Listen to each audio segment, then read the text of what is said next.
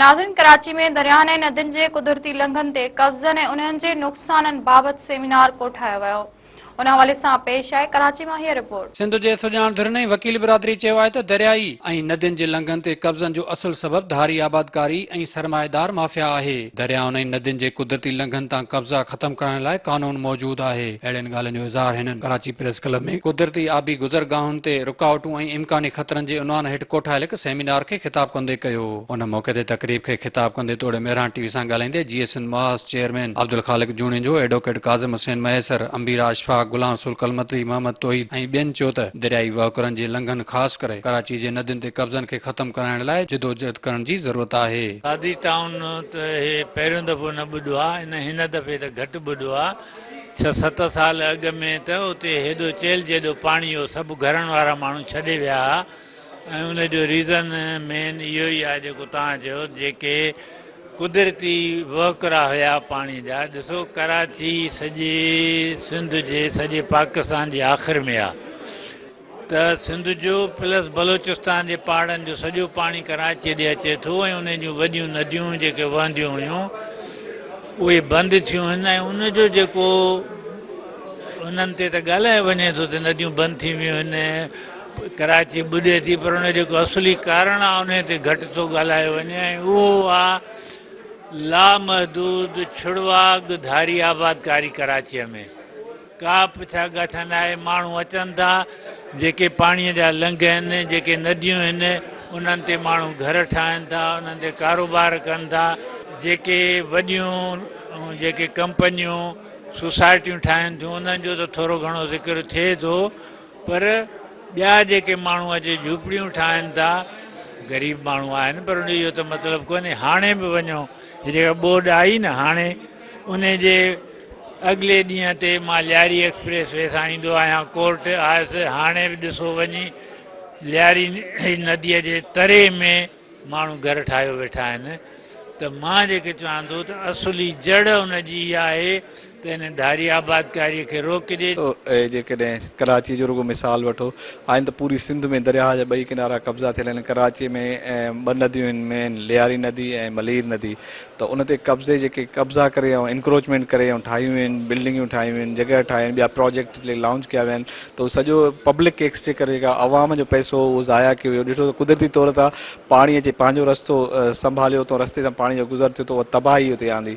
त इन में हुकुमरान मुलविस आहिनि, इन में ब्यूरोक्रेसी मुलविस आहे, इन में इदारा कंसर्न जेके आहिनि उहे मुलविस आहिनि। जेसिताईं उहे न चाहींदा तेसिताईं इहे अवाम जो पैसो ज़ाया थींदो ऐं माण्हू जेको आहे बेघर थींदा रहंदा, उन मिल्कियतूं ज़ाया थींदियूं। त अलॉटमेंट ई कंदा। तव्हां ॾिठो चीफ मिनिस्टर चयो त सादी गार्डन, सादी टाउन ॿई जेके आहिनि दरिया जे इन ते वहुकरे ते ठहियल आहिनि। दरिया त पहिरीं ख़बर ॻाल्हि आहे न, नदियूं आहिनि इहे ॿई, हिकिड़ी लट नदी आहे, ॿी आहे थधो नदी आहे, त उन्हनि जो वहकिरो आहे। हीअ ॻाल्हि उनजी बिल्कुलु दुरुस्त आहे, पर इहे ज़मीनूं अलाट कंहिं कयूं, गवर्नमेंट जे इदारनि कयूं, उनजे ख़िलाफ़ु एक्शन जेसिताईं न थींदो त इहो पियो ईअं कुदरती वहकरनि ते कब्ज़ा थींदा रहंदा ऐं तबाही ईंदी, जंहिंमें पब्लिक जो नुक़सानु थींदो। एंटी इंक्रोचमेंट एक्ट ठहियलु आहे, उहो ठहियलु आहे, कानून ठहियलु आहे, इहो ऑफेंस आहे हिकिड़ो PPC जे तहत जुर्म आहे त कंहिं पब्लिक इन जे पब्लिक जॻह ते जेका आहे कब्ज़ो कयो, इंक्रोचमेंट कयो वञे। इंक्रोचमेंट जो कानून भी आहे, उहो स्टेट जी ज़िम्मेदारी है तो वह खाली कराए।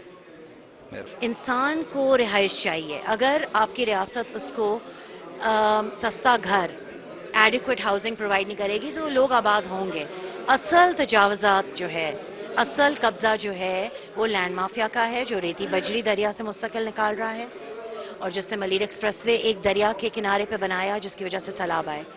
तो हम इंसान को दोषी नहीं रख सकते, क्योंकि इंसान की ज़रूरत होती है घर, और ये ज़्यादातर जो लोग आए हैं ये सैलाब, अब आप इनको एक नेगेटिव लाइट में देखें, वो भी अल्लाह के बंदे हैं, आप भी हम भी। असल होती है corporate mafia, real estate mafia, रेती मछली माफिया, बिजनेस, बैंक्स जो इन चीज़ों को फंड करते हैं। हम स्ट्रक्चर्स के ख़िलाफ़ हैं, हम कॉर्पोरेट और एलीट टेक ओवर के ख़िलाफ़ हैं। अगर आप इस प्रेस कॉन्फ्रेंस के अंदर सवाल पूछेंगे कि कब्ज़े लोगों ने किए और लोगों को ही हम लोग वही अंग्रेज़ वाला कि लोग इतने बुरे हैं, लोग सब्र से तहम्मुल से नहीं रहते, लॉ ब्रेक करते हैं, तो फिर आप अंग्रेज़ों को फिर से बुला लें, कब्ज़ा फिर से वो कर लें और हम उसी कॉलोनियल माइंडसेट के अंदर लोगों को जेलों में बंद करें। तो हिन वक़्तु जेके इशू कराची के दरपेश आहिनि उन मां सभिनी खां वॾो इशू जेको आहे सो मलीर एक्सप्रेस वे हिकु शाइर आहे भुट्टो जे नाले सां हींअर मशहूरु आहे, उहो मलीर ऐं कराची जी तबाहीअ जो मनसूबो आहे।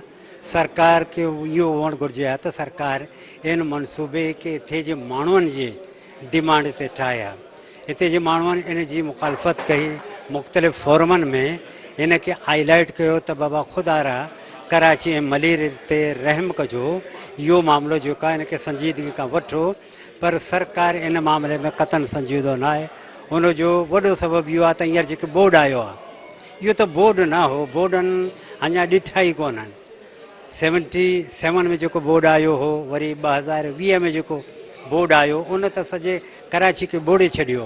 ई त 20% बरसाति पई आहे न असांजे माने जंहिं पासे में असीं रहूं था उते त 20% बरसाति पई आहे। हिन जे मथो एरियो में थी सघे थो त 100 खां मथे मिलीमीटर जेका बारिश पई आहे, उन में कराची तबाह बर्बाद थियो। जॾहिं उहे 77 वारो या वरी 2020 जा जेके बरसाति पवनि त कराची त सफ़ा ॿुॾी चुकी। त असांजो इहो ई रिक्वेस्ट आहे, जेकॾहिं कराचीअ सां इन सिंध सरकार खे थोरो घणो बि मुहबत आहे। ही जेको सूरत हाल जेका आहे ॾिसण में पई अचे त ही जेको मलीर एक्सप्रेस वे असांजे लाइ वॾो अज़ाब आहे।